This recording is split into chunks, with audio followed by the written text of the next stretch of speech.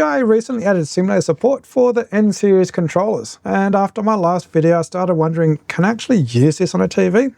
And would it be any good? So I tried a few different setups to find out. Now honestly, the results are pretty disappointing at first. The first thing I tried was using the simulator directly through the smart TV setup. To get this working, I just screen mirroring the simulator through my phone onto the TV. That worked, but the experience was really bad at first. It was like 5 frames per second.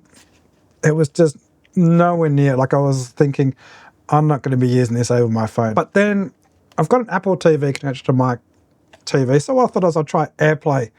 And that was just night and day difference. So Apple TV, there's no difference.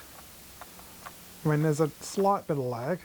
It was pretty much exactly the same as on my phone. And the great thing about using the TV is that I could more clearly see the errors in my inputs. That when I go to edit footage after using my phone, I can see that there's a slight correction I made that was just too rough. So that's great to practice on the TV, just that minute control differences.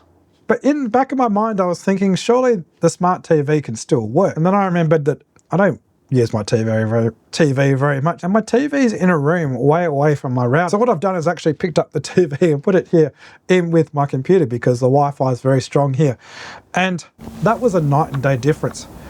It was exactly the same as the Apple TV.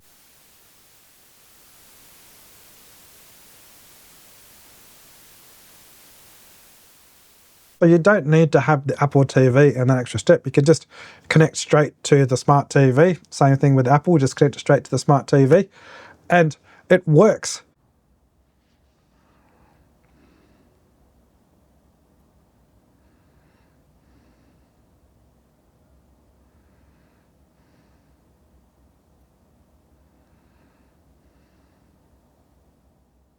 I did notice that we're getting gypped as Apple users. There's more worlds available in the DJI Simulator on the Android than there is on Apple. So I really hope they'll bring those worlds to the Apple ecosystem, as well as also bringing in a Neo 2 into the DJI Simulator. Now I know there's going to be those who are saying just use an iPad or a tablet, but I don't own an iPad and a tablet, and there's probably plenty of others who don't own an iPad and a tablet. So this is a great way to fly the simulator without on a bigger screen than even that's quite a big phone. I'm off to go and practice my flying.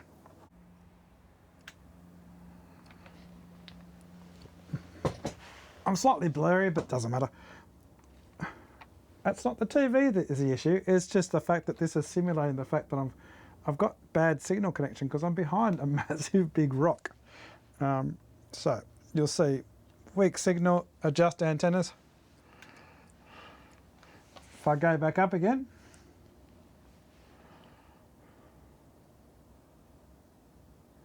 no issues whatsoever.